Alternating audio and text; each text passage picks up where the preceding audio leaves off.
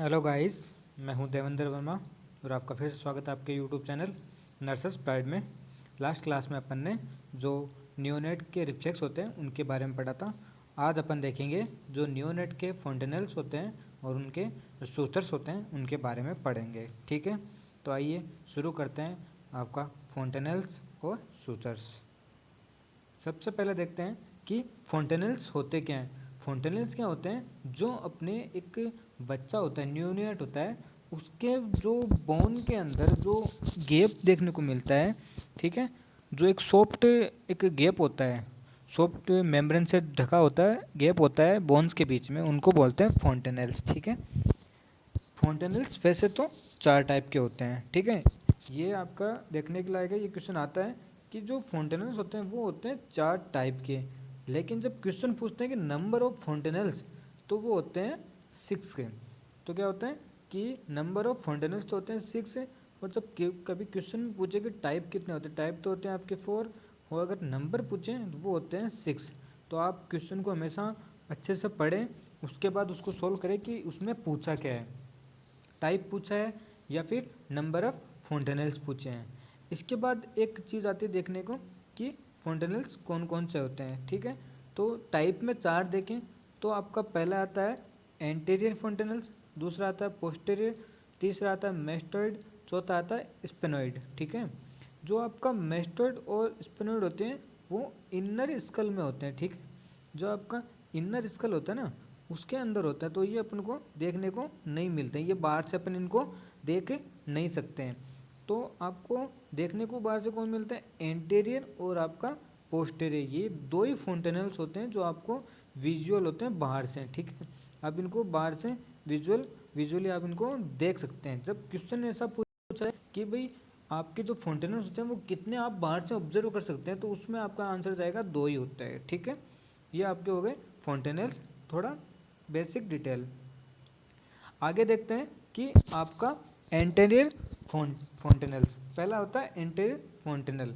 ठीक है, तो एंटेरियर फॉन्टेनल के बारे में अपन देखते हैं कि इसको और क्या बोलते हैं, आल्सो नोन एज ब्रेगमा, इसको फॉन्टेनल को ब्रेगमा फॉन्टेनल भी बोलते हैं। ठीक है, और ये चार सूचर से बना होता है। अब चार सूचर क्या होते हैं वो अपन आगे पढ़ेंगे, सूचर्स क्या होते हैं। ठीक है, सूचर्स बेसिकली अपन बोल सकते हैं जो आपके बोन्स के बीच की जो जॉइनिंग होती है, ठीक है, उसको बोलते हैं आपका सूचर। ओके, तो आगे देखेंगे सूचर्स क्या होते हैं। तो इनमें जो चार सूचर होते हैं, 4 सूचर होते हैं, वो कौन कौन से होते हैं?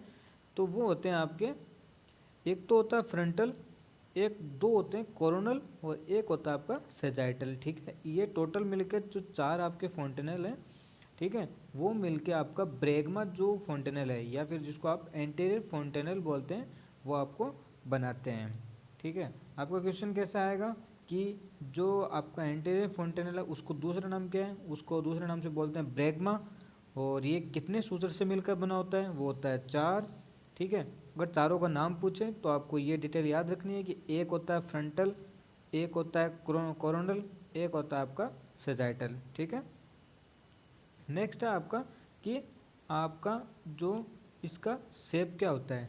ठीक है, तो ये क्वेश्चन काफ़ी बार आपका पूछा जा चुका है एग्जाम वगैरह में कि जो ब्रेगमा होता है या फिर एंटीरियर फॉन्टेनल्स होता है उसका शेप कैसा होता है। तो आप हमेशा याद रखना जो आपका डायमंड होता है, ठीक है, डायमंड सबने देखा है, डायमंड का आपने डायग्राम देखा है कि ऐसे ऐसे एक डायग्राम होता है, तो 3D में आप इसको देख सकते हैं कि डायग्राम कैसे होता है। ठीक है, तो उसको अकॉर्डिंग इसको कौन सी शेप बोला गया है, इसको उसको बोला गया है आपका diamond shape. Okay, diamond shape आप सर्च करना गूगल पे कि डायमंड शेप कैसी होती है, तो आप 3D में आप देख पाओगे कि जो आपका फॉन्टेनल है वो कैसा होता है, वो आपका डायमंड शेप होता है। ये क्वेश्चन आपके काफ़ी बार एग्जाम में आया हुआ है। ठीक है, नेक्स्ट आपका वो आता है जब क्वेश्चन आते हैं कि निम्नलिखित में से कौन सा एक गलत है। ठीक है, तो आपको इन चारों में से मतलब जो आपका जो चार ऑप्शन रहेंगे, फर्स्ट सेकंड थर्ड, ठीक है, फर्स्ट सेकंड थर्ड और फोर्थ, चार जो आपके पास ऑप्शन रहेंगे ना, उनमें से आपको चारों ऑप्शन में से जो एक ऑप्शन होगा वो गलत होगा। तो आपको कैसे फाइंड आउट करना है कि कौन सा गलत है? तो आपको सारा डिटेल आपको याद होना चाहिए कि इसको ब्रेगमा भी बोलते हैं, ठीक है, इसमें 4 सूत्र से मिलकर बना होता है, तो उसमें लिख सकते हैं एक फ्रंटल होता है, 2 कोरोनल, एक सेजाइटल, ठीक है। दूसरा आपका जो आपका शेप है डायमंड है, डायमंड शेप का होता है। नेक्स्ट है आपका जो इसका डायमीटर, ठीक है। अब डायमीटर कैसे होता है कि एंटीरियर पोस्टीरियर, ठीक है। तो एंटीरियर पोस्टीरियर, तो ये जो मतलब अगर आप देख रहे हैं ये एंटीरियर है, तो ये इसका पोस्टीरियर और ये इसका हो गया ट्रांसवर्स, तो ठीक है। तो इसका जो आपका डायमीटर है ये तो होगा आपका 3 से 4 सेंटीमीटर, और ट्रांसवर्स है वो होगा आपका 2 से 3 सेंटीमीटर, ठीक है। तो ये होता है आपका इसका डायमीटर, ठीक है। और नेक्स्ट इसका क्वेश्चन आता है वो होता है फ्यूज़, मतलब ये मतलब जुड़ कब जाता है पूरा टोटली, इसको कब अपन एक से दे सकते हैं कि ये फ्यूज़ हो गया टोटली।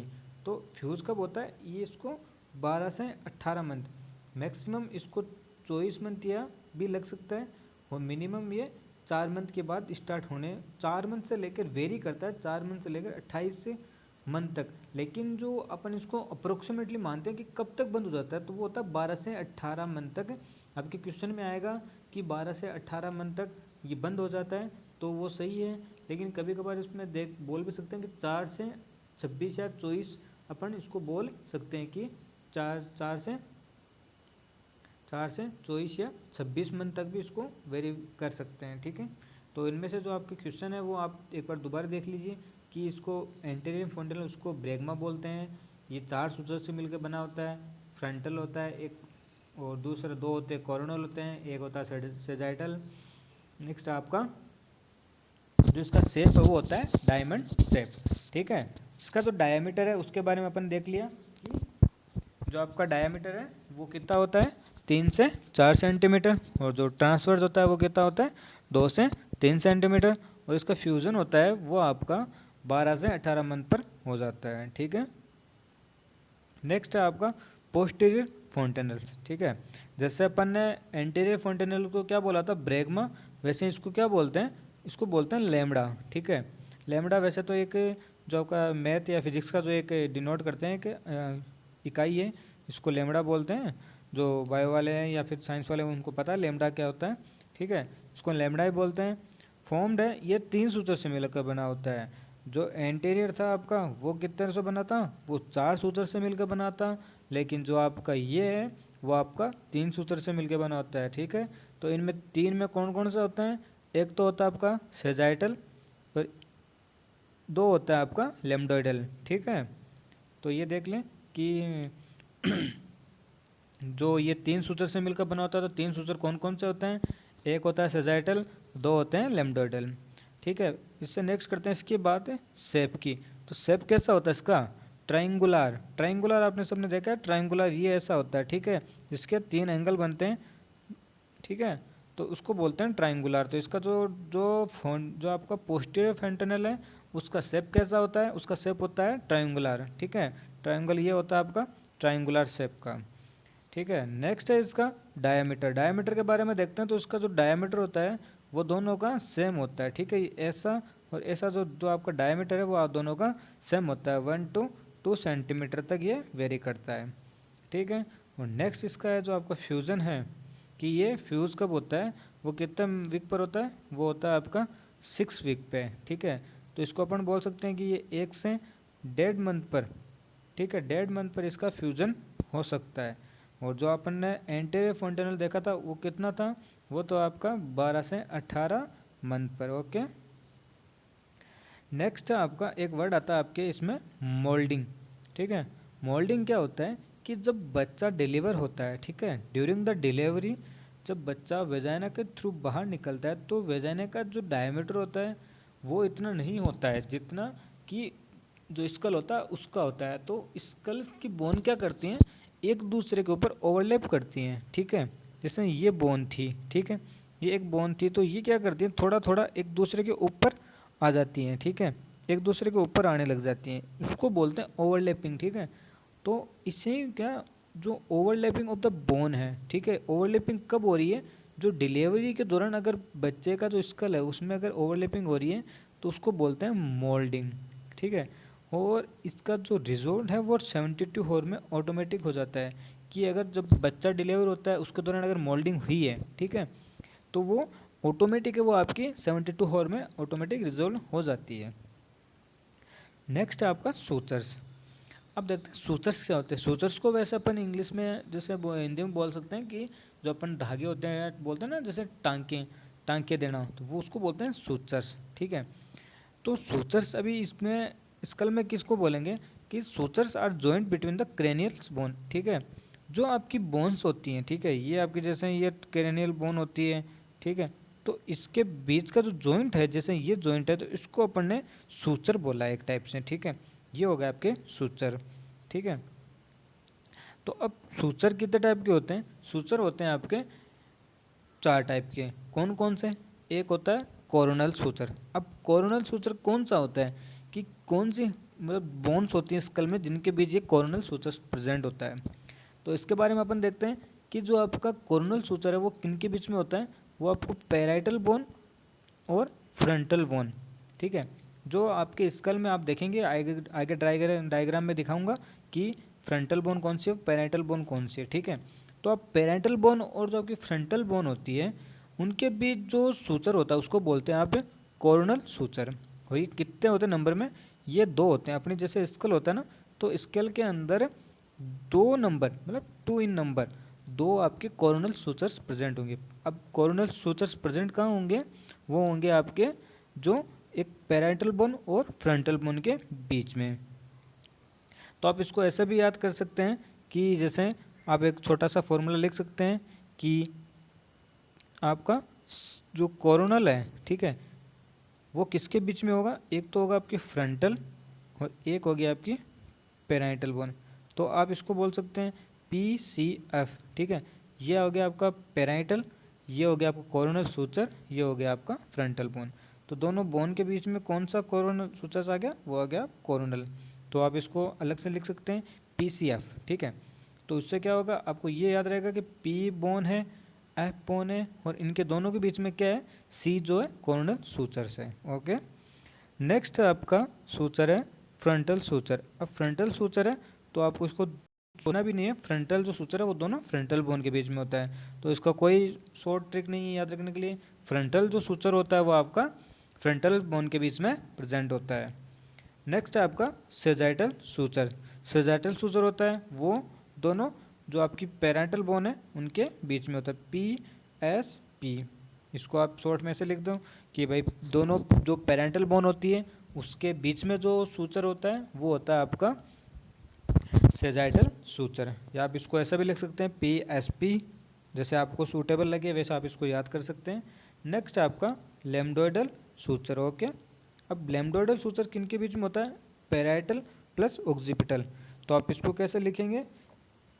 P, ये आपका लैम्डोइडल का L और O, PLO, ठीक है। आपको जैसे याद रखना है वैसे याद कर लीजिए कि O को आगे करना है OLP कर दो, PLOP कर दो, जैसा आपको सूटेबल लगे वैसे आप इसको याद कर सकते हो, ठीक है। कि आपको पैराइटल बोन है और ऑक्सीपिटल बोन के बीच में कौन सा होता है? जो लैम्डोइडल सूचर। ये होते हैं आपके सूचर्स, ओके। अब एक छोटा सा टॉपिक आता है कि कभी कभार जब हम फिजिकल असेसमेंट करते हैं तो कभी कभार अपन को फोंटेनल्स को अपन असेस करके पता लगाना होता है कि आपके बच्चे में कोई अबनॉर्मलिटी तो नहीं है, ठीक है। तो देखते हैं कि बल्गिंग ऑफ फोंटेनल्स कोज। अब ठीक है, बल्गिंग का मतलब क्या होता है कि जो आपका फोंटेनल्स है वो अगर फ्लैट ना होकर अगर ऐसे ऊपर आ रहा है, ठीक है, उसको बोलते हैं बल्गिंग, ठीक है। नॉर्मल सूचर से नॉर्मल जो फ्लैट होना चाहिए वो फ्लैट ना होकर क्या होता है? वो आपका ब्लगिंग, ठीक है, बल्गिंग होता है, ओके। तो बल्गिंग फोंटेनल्स वो क्यों दिखाई देते हैं? उनका इंडिकेशन क्या होता है कि बच्चा ज़्यादा रो रहा है या फिर उसको कफ हो रहा है या फिर उसको वॉमिटिंग हो रही है। मे भी ये तीनों कॉज हो सकते हैं। और क्या हो सकता है? उसका ICP है वो इंक्रीज इंट्राक्रेनियल प्रेशर भी बढ़ा हो सकता है, या फिर उसको हाइड्रोसिफेलस हो सकता है, उसको मेनिंजाइटिस हो सकता है, एंसेफेलाइटिस हो सकता है। मेनिंजाइटिस क्या होता है? जो आपकी ब्रेन की लेयर होती है उनमें इन्फ्लामेशन होता है, ठीक है। एंसेफेलाइटिस क्या होती है? जो आपका ब्रेन होता है उसमें इन्फ्लामेशन होता है। हाइपोक्सिक इश्चेमिक इंजरी, ठीक है, ब्रेन में अगर ऑक्सीजन नहीं पहुंच रही उसकी वजह से कोई इंजरी होती है, ठीक है, नेक्रोसिस हो जाता है उसकी वजह से, तो उसको बोल सकते हैं। ट्रोमा हो सकता है, आपका इंट्राक्रेनियल हेमरोज भी हो सकता है। तो ये कुछ कंडीशन होती है, उनमें क्या होता है कि आपका जो फोंटेनल है, जो आपका फोंटेनल है वो बल्गिंग हो जाता है, थोड़ा सा ऊपर की ओर, फ्लैट ना होकर ऊपर की ओर आता है, ठीक है, तो उसको बोलते हैं बल्गिंग। नेक्स्ट है कि कभी कभार क्या होता है, जो आपका आपने जो फोंटेनल्स फ्लैट ना होकर आपका वो फोंटेनल्स क्या होता है अंदर की ओर चला जाता है, फ्लैट ना होकर क्या होता है वो सनकिन, मतलब जैसे सनकिन आके से आँख जैसे होता है ना, जो सूर्य ढलता है वैसे ढल जाती है या फिर नीचे की ओर चले जाती है, तो उसको बोलते हैं फोंटेनल्स। तो उनको बोलते हैं सनकिन फोंटेनल्स। ये यहाँ पे होना चाहिए था लेकिन यहाँ नहीं होकर थोड़ा सा नीचे की ओर है, ठीक है। तो वो क्यों होता है, मैं भी डिक्रीज इंट्राक्रेनियल प्रेशर। क्या होता है आपका जो आईसीपी होता है, अगर हम आगे अपन पढ़ेंगे आईसीपी के बारे में, आईसीपी क्या होता है, आईसीपी का क्यों बढ़ता है, क्यों कम होता है, इसके क्या रीजंस होते हैं, सब पढ़ेंगे। तो अभी देखिए कि इंक्रीज इंट्राक्रेनियल प्रेशर होता है अगर वो कम होता है, ठीक है। अगर आईसीपी आपका कम हो जाए तो हो सकता है कि आपका जो सनकिन फोंटेनल्स है या फ्लैट से या कम है, नीचे दबा हुआ आपको देखने को मिल सकता है, या फिर डिहाइड्रेशन भी की वजह से देखने को मिल सकता है। अब लार्ज फोंटेनल्स कभी कभार क्यों होते हैं, लार्ज और आपके जो कभी देखने को मिलते हैं कि आपका जो फोंटेनल है वो डिलेड क्लोजर, वो लेट क्यों बंद हो रहा है, तो कंजेनिटल आपका हाइपोथायराइडिज्म हो सकता है, ट्रायोसामी हो सकती है आपकी, जो डाउन सिंड्रोम होता है 21वें गुणसूत्र की पुनरावृत्ति, उसको बोलते हैं ट्रायोसामी या डाउन सिंड्रोम, या रिकेट्स हो सकता है, ठीक है। नेक्स्ट है एकोंड्रोप्लेजिया, ठीक है, ये भी एक जेनेटिक डिसऑर्डर है एकोंड्रोप्लेजिया। इसमें क्या होता है कि जो बच्चा होता है वो जन्मजात ड्राफ रहता है, मतलब वो बोना रहता है, तो बोना होने की वजह से उसका ग्रोथ रुक जाता है, ग्रोथ होने की वजह से, ग्रोथ रुकने की वजह से उसका जो क्लोजर है, जो टाइम पे क्लोजर होना चाहिए फोंटेनल्स का, वो भी नहीं हो सकता है। और कभी कभार इंक्रीज इंट्राक्रैनियल प्रेशर की वजह से भी आपका जो ये आपका डिलेड हो सकता है। तो ये कुछ रीज़न थे कि अपन देखते हैं कि जो आपका फोंटेनल है उसको असेस करते हैं, तो उसमें से क्या अपन को देखने को मिलता है कि बल्गिंग हो रहा है या फिर सनकिन है या फिर लार्ज है या फिर जो आपका डिले क्लोजर हो रहा है वो क्यों हो रहा है, तो ये सब असेस करके अपन पता लगा सकते हैं, ठीक है। ये था आपका थोड़ा बहुत। अब देखते हैं कि अपन ने देखा कि जो सूचर्स होते हैं, जो फोंटेनल्स होते हैं वो कहाँ होते हैं, वो कैसे होते हैं, कौन कौन सी बोन्स के बीच में होते हैं, ठीक है। तो आप ऑब्जर्व करिए, आप देखिए डायग्राम में कि जो आपकी ये फ्रंटल बोन है, ठीक है, ये आपकी पेराइटल बोन है, ये आपकी ऑक्सिपिटल बोन है, ठीक है, ये टेम्पोरल बोन है। अब ये तो हो गया आपका पोस्टीरियर फ्रंट फोंटेनल, और ये हो गया आपका आपका एंटीरियर फोंटेनल। अब एंटीरियर क्यों बोला है, क्योंकि ये होता है आगे की तरफ और ये होता है पोस्टीरियर पीछे की तरफ, ठीक है। तो अपन देखते हैं, अब देखिए इस डायग्राम में देखिए कि ये देखिए इसका जो शेप है वो कैसा है आपका डायमंड शेप, ओके, ये डायमंड शेप हो गया। और ये जो पीछे वाला है उसको आप जूम करके दिखाता हूँ, देखिए कि इसका शेप कैसा है, इसका शेप अपने देखा था, बोला था कि ये होता है ट्रायंगुलर, ठीक है। तो आप देख सकते हैं इसमें ये आपका जो शेप है वो कैसा हो गया ट्रायंगुलर। तो अपन ने देखा था कि ये कैसे कैसे किन के बीच में होता है, तो आप देख सकते हैं ये जो आपका ऑक्सीपिटल जो लेम्डोडल सूचर है वो किन के बीच में होता है, ये होती है ऑक्सीपिटल बोन, ये आपकी पेराइटल बोन, इनके बीच में हो गया। अब और देखिए कि आप पूछते हो कि सेजाइटल सूचर वो कहाँ पे, तो सेजाइटल सूचर ये है, तो ये किन के बीच में, सेजाइटल सूचर अपने किन के बीच में पढ़ा था कि जो आपका सेजाइटल सूचर होता है वो आपका दोनों पेराइटल बोन के बीच में होता है, ठीक है। अब आप पूछ रहे हो कि कोरोनल सूचर किसके बीच में होता है, तो कोरोनल सूचर देखिए अब किसके बीच में होता है, ठीक है, ये पेराइटल बोन आ गई, ये फ्रंटल आ गई। तो आप देख सकते हैं ये कैसे कैसे सूचर्स होते हैं। सूचर्स क्या होते हैं, जो आपकी बोन्स को जोड़ने का काम करते हैं, और इन बोन्स को जोड़ने के बाद एक गैप रह जाता है आगे और पीछे की साइड, उनको बोलते हैं फोंटेनल्स, ठीक है। तो ये था आपका फोंटेनल्स और सूचर्स। इसमें से काफ़ी बार अच्छे अच्छे क्वेश्चन आ चुके हैं, तो आप इसको ध्यान से पढ़ें कि आपका जो फोंटेनल्स का है किन बोन्स के बीच में होता है, किन बोन्स के बीच में नहीं होता है, जो कौन सी बोन के अंदर कौन सा सूचर्स आपका पाया जाता है। और जो आपका ये काफ़ी बार क्वेश्चन आया गया है कि ये जो आपके बल्गिंग फोंटेनल्स क्यों होते हैं, किस कंडीशन में देखने को मिल सकते हैं, ये सब भी आपको देखना है। और सनकिन क्यों हो सकता है, अगर प्रेशर बढ़ा हुआ है, इंक्रीज इन जो आईसीपी है वो बढ़ा हुआ है, तो जो फोंटेनल है वो बल्गिंग हो या सनकिन होगा, ऐसा क्वेश्चन भी पूछा है। और सूचर्स किन किन के बीच में प्रेजेंट होते हैं वो भी काफ़ी बार पूछा गया है। नंबर ऑफ सूचर्स कितने होते हैं, ओवरलिपिंग क्या होता है ज़्यादातर क्वेश्चन जो आपके एम्स वगैरह जो भी एग्ज़ाम वगैरह होते हैं आपके नर्सिंग ट्यूटर वगैरह के MPCHO बिहार CHO के जो भी क्वेश्चन आते हैं, जो बेसिक क्वेश्चन उठाते हैं वो लगभग ये बोलते हैं कि जो आपका साइज़ कितना होता है, जो डायमीटर है उसका वो कितना है, कितने मंथ पर क्लोजर होता है। ये क्वेश्चन काफ़ी बार पूछा गया है कि कितने मंथ पर क्लोजर होता है। ठीक है, तो ये आप हर बार नोट करो कि जो कितने मंथ पर इसका बंद हो रहा है, क्लोजर हो रहा है, फ्यूज़न कितने मंथ पे हो रहा है, कितने मंथ पर नहीं हो रहा है, डिलेट क्यों हो रहा है। ठीक है, इसको दूसरे नाम से क्या बोल सकते हैं। ठीक है, ये सब था आपका जो आज का फोंटेनल्स और इसके बारे में। ठीक है, नेक्स्ट क्लास में अपन देखेंगे आपका कि जो आपका हाई रिस्क जो प्रेगनेंसी के दौरान जो कुछ कंडीशंस होती हैं, रेस्पिरेटरी डिस्ट्रेस सिंड्रोम वगैरह, प्री टर्म पोस्ट टर्म है, वो सब अपन देखेंगे। Okay students, thanks for watching.